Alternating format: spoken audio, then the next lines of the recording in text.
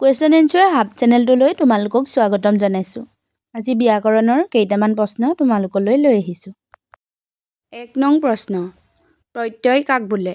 উত্তৰ: প্ৰকৃতি বা মূলৰ লগত যি ধ্বনি বা ধ্বনি সমষ্টি যোগ হৈ নতুন শব্দ সাধন কৰে তাকে প্ৰত্যয় বোলে। যেনে কৰ যোগ আ সমান কৰা, খেত যোগ ই সমান খেতি, খা যোগ ৱা সমান খোৱা। ওপৰৰ উদাহৰণত পোৱা আ, ই আৰু ৱা হ'ল প্ৰত্যয়। ২ নং প্ৰশ্ন, কৃতপ্ৰত্যয় কাক বোলে? উত্তৰ: ধাতুৰ লগত যোগ হৈ যিবোৰ প্ৰত্যয়ে ধাতু শব্দ আৰু বিশেষ্য বিশেষণ নাম শব্দ অথবা প্ৰাতিপদিক সৃষ্টি কৰিব পাৰে সেইবোৰ প্ৰত্যয়কে কৃতপ্ৰত্যয় বোলা হয়। সাধাৰণভাৱে ক'বলৈ হ'লে ধাতু বা ক্ৰিয়াৰ মূলৰ লগত যোগ হোৱা প্ৰত্যয়ক কৃতপ্ৰত্যয় বোলে। যেনে কৰ যোগ আ সমান কৰা, কৰ যোগ ওতা সমান কৰোঁতা।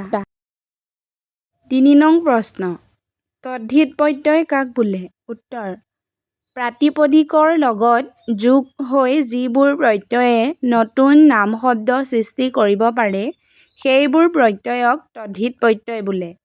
যেনে অসম যোগ ইয়া সমান অসমীয়া, বক যোগ ই বৰ্গী, আগ যোগ অতীয়া সমান আগতীয়া। ৪ নং প্ৰশ্ন, বিভক্তি কাক বোলে?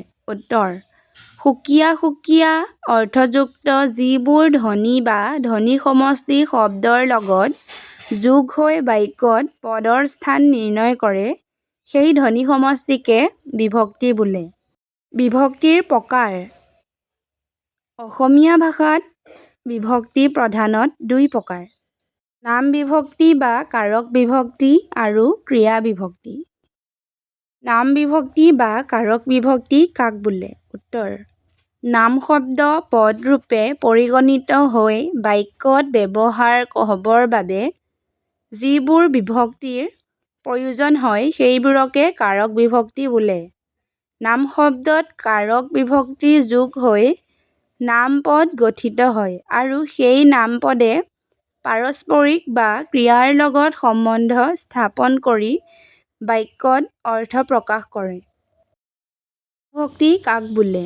উত্তৰ: যিবোৰ বিভক্তিয়ে কোনো কাৰ্য কৰা বা হোৱা বুজোৱা ধাতুত বা ধাতু শব্দত যোগ হৈ কাৰ্যটো কৰা বা হোৱা অৰ্থ নিৰূপণ কৰিব পাৰে সেইবোৰকে ক্ৰিয়া বিভক্তি বোলা হয়। আজিলৈ ইমানেই। তোমালোকে যদি প্ৰশ্নসমূহ চাই ভাল পাইছা তেনেহ'লে মোৰ চেনেলটো ছাবস্ক্ৰাইব কৰিবলৈ নাপাহৰিবা আৰু লগতে কমেণ্ট কৰিবলৈও নাপাহৰিবা।